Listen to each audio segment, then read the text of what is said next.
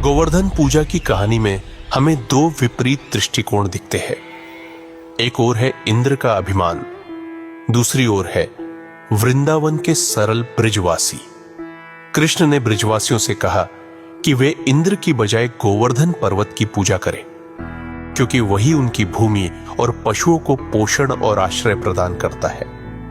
ब्रिजवासियों ने कृष्ण के निर्देश को विनम्रता से स्वीकार किया और उनकी बुद्धि पर भरोसा करते हुए गोवर्धन पर्वत की पूजा की।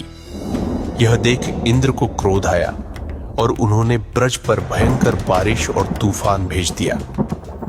भगवत गीता के 18वें अध्याय के 58वें श्लोक में श्री कृष्ण कहते हैं, यदि तुम्हारा मन मुझ पर पूर्णतः केंद्रित है तो तुम सभी कठिनाइयों पर मेरी कृपा से विजय प्राप्त कर सकोगे। परंतु यदि तुम अहंकार वश कर्म करोगे और मेरे कहे हुए शब्दों को नहीं सुनोगे तो तुम नष्ट हो जाओगे।